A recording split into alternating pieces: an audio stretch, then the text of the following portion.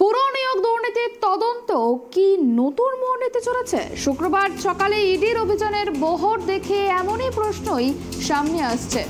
সকালে প্রায় ৬টা থেকে একই সঙ্গে তল্লাশি চলছে শহরের ৩ জায়গায়। দমকল মন্ত্রী সুজিত বসু, বিধায়ক তাপস রায় ও উত্তর দমদম পুরসভার প্রাক্তন চেয়ারম্যান সুবোধ চক্রবর্তীর বাড়িতে উপস্থিত রয়েছেন ইডির আধিকারিকেরা।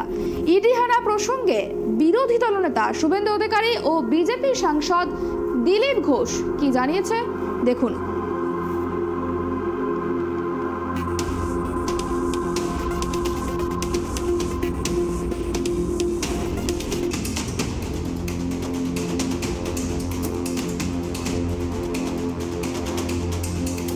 ইডি হানা প্রসঙ্গে শশী পাজা কি জানিয়েছে শুনবো। বিশেষ বিশেষ দিনে দিচ্ছে কিনা জানি না, কিংবা বিশেষ বিশেষ দিনে রাজনৈতিক প্রতিহিংসার চরিতার্থ করার উদ্দেশ্যটা আরও বেশি মাত্রা বেড়ে যায়। তাই আমরা দেখছি আজকে স্বামীজির জন্মদিবসে, আজকে তার আবির্ভাব দিবসে আমরা সকলেই সর্বত্র শ্রদ্ধা জানাচ্ছি। আর আজকে আমরা সকাল থেকে এই অভিযানের কথাও শুনছি এবং দেখছি। অদ্ভুতভাবে অভিযান সিলেক্টিভলি কিছু জায়গায় পৌঁছয় আর কিছু জায়গায় কোনোদিনই পৌঁছয় না, যেখানে একেবারেই টিভিতে দেখা গেছে, স্টিং অপারেশনের মাধ্যমেও দেখা গেছে, কিন্তু তাদের অবধিও যায় না, যার জন্যে রাজনৈতিক প্রতিহিংসার কথা উঠে আসে। এবং স্বামীজি বলেছিলেন যে সত্যি কি সমাজের মধ্যে কোন ধরনের বীজ রোপণ করতে চান, সেটা ঘৃণার না ভালোবাসা, প্রতিশোধের না ঈর্ষার, কোনটা আমরা সমাজের মধ্যে এই বীজ রোপণ করতে চাই, মানে কোন গাছটা কিংবা কোন গাছের ফল হবে সেটা আমরা বীজ রোপণ করতে চাই।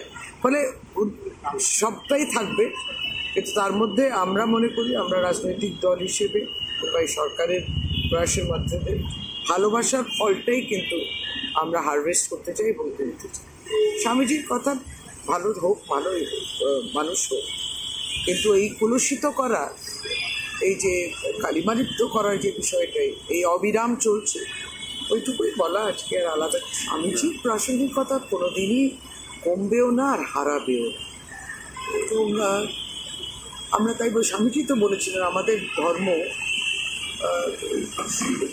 এমন যে সব ধর্মকে সম্মান জানানো। ইনি বলছেন যে আমি যদি আমার ধর্মের উপর আস্থা রাখি, পারস্পরিকভাবে যে অন্যান্য ধর্ম আছে তার উপরেও সেই মানুষেরই তার আস্থা আছে, কারণ সমস্ত পথ কিন্তু সেই ওয়ান গডের কাছে পৌঁছেছে। সে আমরা ডাকি বিভিন্ন নামের ওপর, ফলে তাতে জীবন আরও অনেক সরল হয়ে যায়, মনটাও শান্ত থাকে। স্বামীজি বলেছেন, স্বামীজির কথাই একবারই আজকে আবারও পুনরায় আমরা সেটাকে তার উপরে কীভাবে কাজ করা যায় সেটা নিয়ে ভাবা উচিত।